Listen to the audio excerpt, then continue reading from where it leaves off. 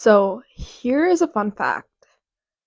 I've been wanting to start a YouTube channel for quite a long time now, and literally one of the biggest reasons why I wanted to start a YouTube channel was because I needed the world to know how badly I hate this book.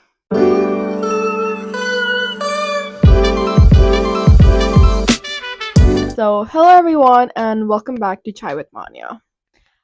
Today's video is something that I've been wanting to do for the longest period of time. It is one of the biggest reasons why I started my YouTube channel, but I was always a bit afraid because I know that my opinion is in the minority here, and I know it's a very, very unpopular opinion.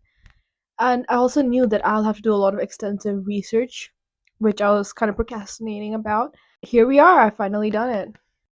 Something that's really important about me that I feel like you guys should know is that I read a lot. Like a lot, a lot. And honestly, these days I don't have that much time, so I don't read as much. But I used to read a lot in middle school. It was bad. Like everyone knew that I read a lot. It was like a very common public fact that I read. And see, here's how bad it was that I've gotten awards in my life twice because I read a lot. I got awards for reading a lot. Why are we giving out awards for reading a lot? Like, and the first time I got an award for reading a lot, like, I genuinely, whenever I mean award, I remember I got like a certificate signed by the principal, and I also got a medal. And the first time I got a medal and a certificate was when I was in, I think I was like fourth grade or third grade, something like that. At the time, I was very proud of the fact that I read a lot. Like, I remember when I got that award, I felt so smug. Like, I genuinely felt better than everyone else in my entire school. I was like, you guys are losers. I'm the real winner here. And I remember one of my favorite teachers described me when I was getting the award. They described me as the girl who's always seen with a book in her hand, and I was so proud of that. And then the second time when I got this award was eighth grade. And this was when they were handing out awards to the middle school. And they were handing awards like, the best scientist, the best Shakespeare, like stuff like that, like genuine academic awards. And then they handed out this award called the person who went to the library the most.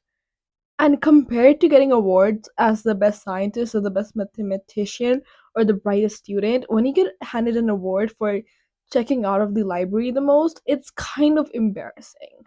And eighth grade in general was the most embarrassing year in my school life. And I guess the reason why I'm telling you guys this is because I read a lot of books in my life and I genuinely I used to immerse myself in those books. I am a very visually imaginative person. When I read, I create visual images of what I'm reading because I like to know what I'm reading. Like I like to be able to see what I'm reading. I'm a visual imaginer. Fantasy is literally, even till date, is one of my favorite genres. It's so good. And like in middle school, I was reading a lot of fantasy.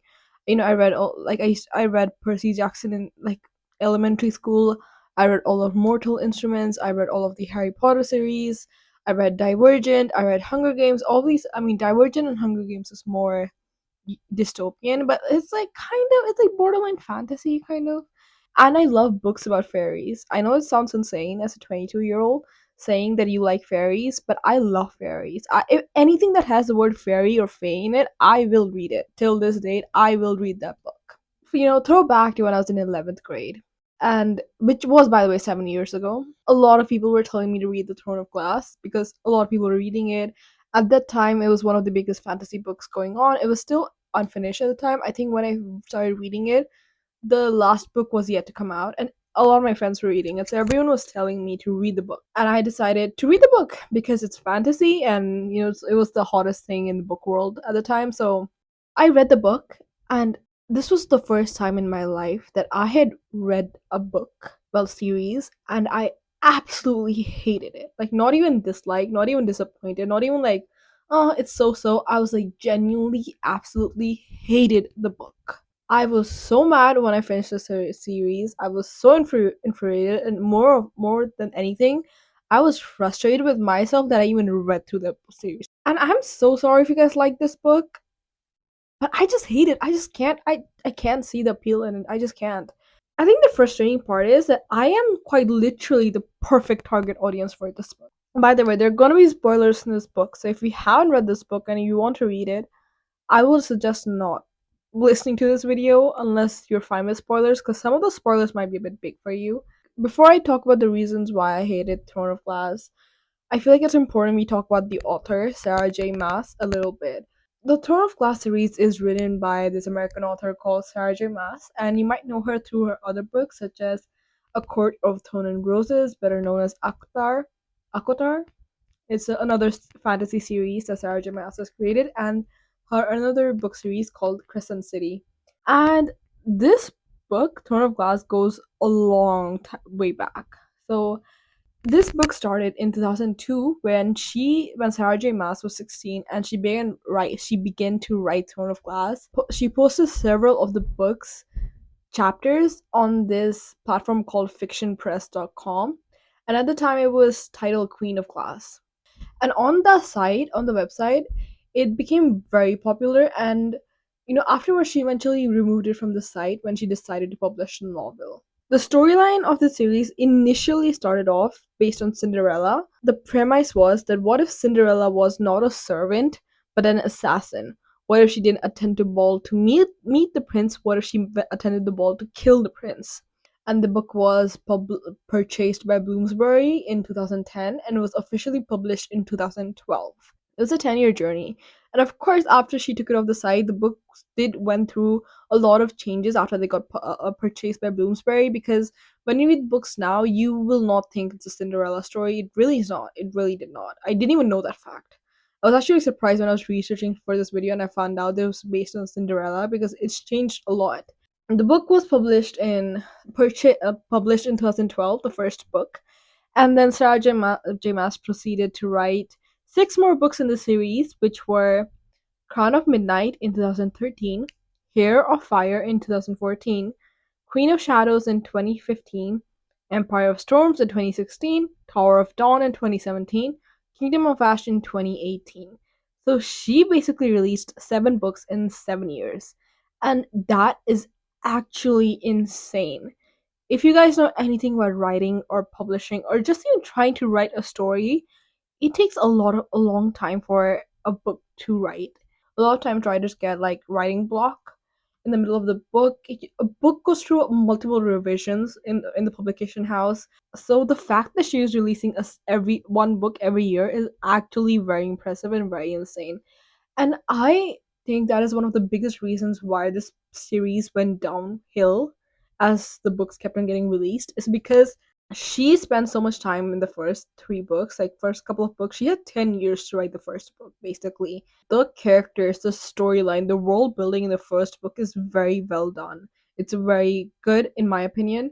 She had so much time on it, but then, as the series went by and as she started releasing a book every year, she did not have a lot of time on the development part of the series. She didn't have a lot of time on the plotline, and that's why the story, in my opinion, deteriorated as the series went by. The synopsis of the book is basically the story follows the journey of Selena Sartorian, who's a 17-year-old assassin in a corrupt kingdom with a tyrannical ruler. And after spending a year in a slave camp for her crimes, she accepts the offer of the Crown Prince Dorian to compete with other assassins and thieves for a chance to serve as the king's champion and eventually gain her freedom through winning. So basically, she is a thief and she's an assassin who had gotten captured and she was in a slave camp. And every year, not every year, but I think in that book, the first book, the king of the kingdom, obviously, the king of the kingdom was having this like champion, basically like imagine Hunger Games, but as a champion. Like, you know how you watch gladiators fight? It's kind of like that feeling. And the crown prince decided to select Selena, the assassin, as her champion, and she has to compete with the other assassins or the thieves or the other champions to win. And one of the reasons why she wanted to win was so she can gain her freedom. And the important characters to remember for this video is Selena Sartorian, the main protagonist, who eventually becomes Aileen, and Dorian, the crown prince, Kill, the captain of the guard, Rowan Galantis, who's introduced to us in the third book, and he eventually becomes the lover of Aileen, and Manon Blackbeak. These are the important characters to remember for this video. There are a lot of characters in these series, but I'm just going to talk about these four main ones. If you are part of the book world, you've probably heard of Throne of Glass once, and it's really important to understand how important and popular these books were. And prior to the release of Throne of Glass, which was 2012, we didn't really have a strong female-centric heroine, like a reigning queen character. I feel like now when you go to a bookstore, you will see a lot of books in this particular category with these kind of female characters. But at the time, we really didn't have that many. Hunger Games was released, I think, the same year as Throne of Glass, but at the same time, Hunger Games has a strong female character, but it's not the same thing. Like Aileen was very Selena was very clearly the strongest person in the book.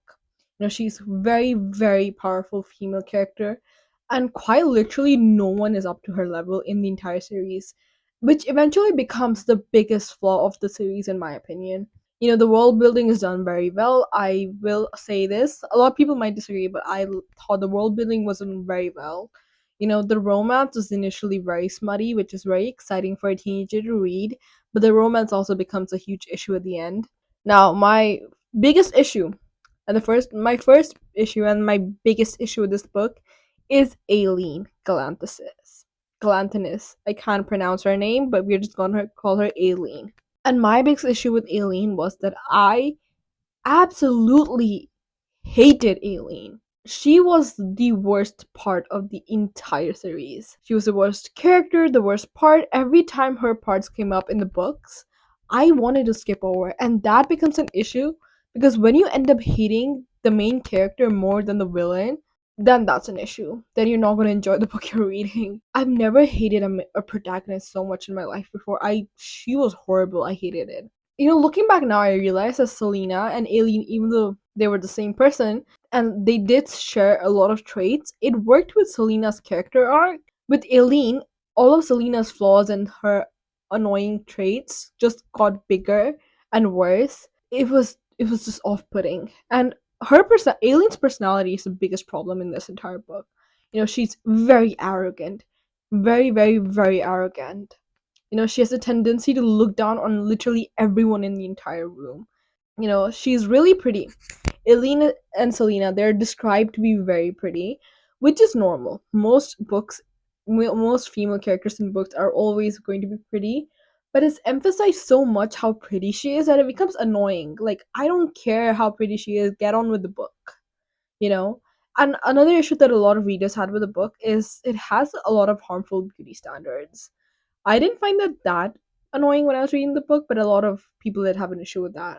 Another reason why Aileen is frustrating is because she's always better than everyone else. She's always done everything before everyone, and she's always done everything better than everyone. She is always perfect. She has to be perfect. And that's not normal. That doesn't make sense. Literally, when I was researching for this book and I was reading a lot of reviews, because again, I read this book 7 years ago, and I'm not gonna sit through 7 books to recap on everything that I forgot. I read one of the reviewers wrote that Aileen is basically the female version of Gaston, and I absolutely agree. Just imagine the female version of Gaston with all of the annoying, like all of the arrogance, the cockiness, the sassiness, um the what do you call it, the self like obsessed part, just multiplied by 10 times. With Selena, these traits still worked because she was flawed as a character. Her setup was that she was a thief and she was an assassin. It made more sense. With Aileen, it doesn't make sense. Why are you so arrogant when you have no kingdom, when you have no subjects, and you're not even that powerful? When there are creatures way more powerful and older than you, why are you so obsessed with yourself? Everything from book 4 and onwards just becomes about Rowan with an Aileen. Like, she is obsessed with herself and she is obsessed with Rowan. My biggest issue was I really loved the first 3 books. I thought they were really good. And from book 4 onwards, everything for me became worse. And the biggest reason was because Selena became into Aileen. And changing your name does not mean that you become an entirely different person. I mean, of course, people go through changes. I'm not the same person as I was 2 years ago. I'm not the same person I was 5 years ago. But I am still the same person, like in the sense that I haven't changed that much. I've just become mature. But Selena becomes into a completely different person when she becomes Aileen. And I just didn't like that. I was like, how do you change so much as a person within like a couple of months? You change that much? Zero sense. Another really frustrating part about the book was the romance. I mentioned this earlier, but the book is very smutty. There's a lot of sex scenes. And at first you might enjoy them because you're like a 15, 16, 17-year-old teenager. It feels fun. And then it becomes so excessive that you're genuinely cringing through the sex scenes and you're like, what the hell? What oh my god, what's going on? I was reading a lot of the reviews and I was reading some of the sex scenes again and I was like, oh my god, this happened. And I feel like some of the book parts were genuinely bad that I have like the trauma that I read from reading this. I blocked it out and I was like, I don't even remember. Everything from book four onwards, like I said earlier, everything with Aileen just becomes about Rowan. Rowan this, Rowan that, Rowan this, and Rowan is a centuries old fae. He is way older, way powerful, way more mature than Aileen is, and he just becomes into this lovesick puppy who literally worships the ground Aileen walks on. The Aileen and Rowan parts were unnecessarily smutty. The romance takes a way too much part of the book, and it takes precedence over the war and the battle parts. And often at times it feels like you're reading like a dominatrix and a submissive interacting. I'm not even lying. That is exactly how it feels like a dom and a sub story. So yeah, the smutty the romance scenes were something. I hated what Sarah J. Maas did with Dorian and Kale. Dorian, Kale, and Selena have been a part of their journey from the beginning. These three characters were the most. They were always in every book, and Aileen absolutely turns on Dorian and Kale in the series. In the from book four onwards, she absolutely turns on them. And Kale and Dorian were one of the very few sane people in the series that were not possessed with the I love Aileen Galantis ghost. Everything that had went wrong in the book, Aileen just blames on Dorian and Kale, including the murder of her friend in the second book, which is technically her fault. I had to pause the video because I got a call from a scammer. As I was saying, that Aileen absolutely blames everything on Dorian and Kale. And this is the moment when you realize that Aileen is also narcissistic. She is very narcissistic. She makes everything about herself. Like, girl, not everything is about you. There are other people have lives too. One of the very few things that had me going for the series was the brothership between Dorian and Kale and Manon's entire story arc. Honestly, Dorian went through a lot in the series. As the series progressed, he went through hell. He was even possessed by a demon once. And he was treated like shit by Alien and her subordinates. He went from being my least favorite character to one of my favorite characters just because of how shitty Alien treated him. I love Dorian, and I will not stand for Dorian slander. He was amazing. I will say one thing though, I really did not care for the Dorian and Manon romance. I thought that was very weird. I didn't think they suited each other. It also because like Manon is 10 years old, but she appears to look like a child. It kind of felt weird reading it. It was like borderline pedophilic, but that's another whole story. Another reason why I absolutely hated this series was because Sarah J. Maas absolutely disregarded Kale as the series went by, and it went infuriating. It was infuriating. Selena went through so much with Dorian and Kale in the first three books. Those three had a genuine friendship going on. It was like Harry, Hermione, and Ron, but just like less friendship, a little more distrust, and a little more romance with the both of them. And she absolutely abandons whatever relationship she had built with both of them when she turns into Aileen, and I hated that. Another thing that I hated about this book and about Aileen is what I mentioned earlier, that she was perfect. Absolutely everything is always going perfectly for Aileen. Literally everything in the series. Oh my god. Okay, so like the best way I can describe this is like when you read a Wattpad book, like back in the day when you used to read a Wattpad book, everything used to go just wonderfully for the main character. The main character was always perfect. The main character always had everything going for her. She always backed the billionaire guy, the pop star singer. She was amazing. She was beautiful. Everyone loved her. That is what it felt like. It felt like reading a Wattpad book where literally everything always goes the main protagonist's way. And like while you do enjoy it, realistically, you need the main protagonist to be hit a few times so you can so their revenge, their winning, the ending seems more better, it seems worthwhile. But with Aileen, everything always went so perfectly. It's like you wanted to see her fall, you wanted to see her down a few times, so the ending would feel more perfect. It would feel worth it. It would feel satisfying. It was like, well, she's already gonna win anyways. Everyone knew she was gonna win because she is perfect. She can never lose. She can never do anything wrong. She can never do anything bad. She is perfect. I hated how everyone kissed her ass. And like, she's 18 and 19, right? People who are like centuries older than her were bowing down to her and like kissing her ass. Everyone except for Kale, Dorian, and Manon treated Aileen like she was the goddess of perfection. Is there anyone who hates Aileen? No one. She's perfect. She can do no wrong. Aileen can literally slaughter an entire village and people will be like, she is perfect. She is amazing. She is the goddess. She is our queen. Aileen did whatever she wanted, however she wanted, with zero regard for the consequences other people will suffer. And no one saw an issue in that. Everyone was like, that is perfect. That is amazing. Hail Queen. Go Aileen. Aileen, because of course, she's perfect. She's always 5 steps ahead of everyone.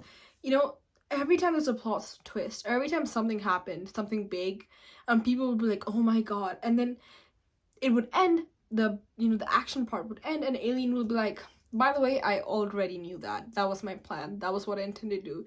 Aileen just knew everything that was gonna happen. And I was like, she was always like, surprise, surprise. I knew that. That was my planning. I did that. Why are you guys so shocked? It makes no sense to me that an 18 to 19-year-old has that much power over people who've been living on this land for centuries. One of the things that's kind of annoying in the book is that so many things are going on at the same time.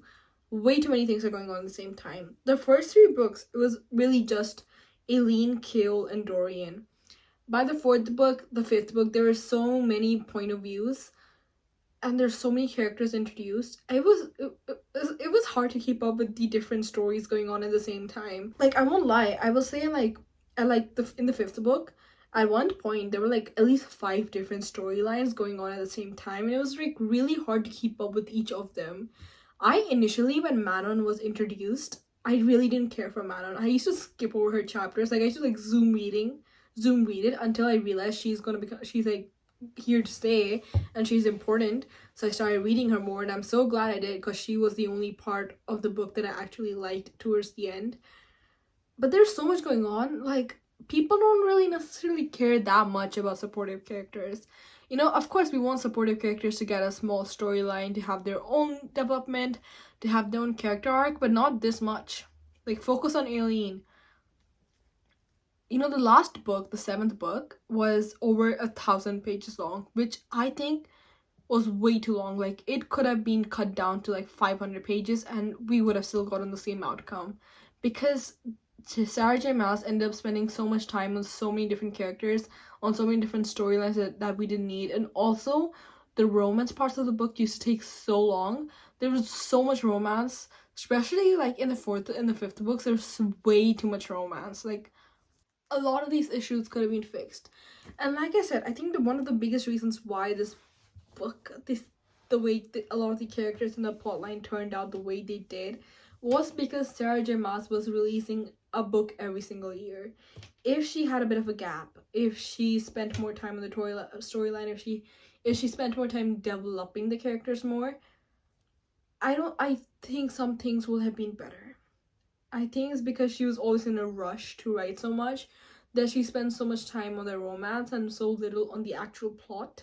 I genuinely feel like I'm crazy with this opinion because it's such an unpopular opinion. Like, so many people on the internet absolutely love the Throne of Glass series that I know I'm in the minority here.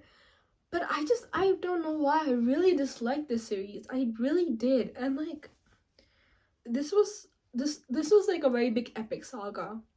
This entire series was very long, a big epic saga, and to put your audience through 1,000 pages with quite literally repeating the same thing over and over again, the same scenarios, the same character arc, and for Aileen to absolutely have no flaws is just very annoying, very infuriating, and very, very, very irritating. I did read A Court of Thorn and Roses much later, and I did think that book was built better. That series was written better than A Throne of Glasses. I think it's because she had experience, Sarah J. Maas had experience, and maybe she did listen to some of her criticism and she changed some things better. But I feel sad because Sarah J. Maas definitely inspired a lot of authors around the world. A lot of the fae fantasy books you read with strong female characters, I feel like a lot of the authors were inspired by Sarah J. Maas. And it's so sad because Aileen was one of the first few badass female characters we got. And for her to turn out this way, so arrogant and so annoying, like, I've never wished for a main protagonist to die so much in my life before. Sometimes you get brainwashed into reading things by social media and TikTok that you really want to like a book and it's not that good. And like, a lot of people around me really like this book, but I really did not. Yeah, but anyways, that's it for this video. And I do want to hear your opinions on this book, so if you do have any opinions, I would like to read them in the comments. Who knows, maybe like if you have a good reason why you enjoyed it, I would like to hear it. I'm open to it. But I hope you enjoyed this video, and I will see you in the next one.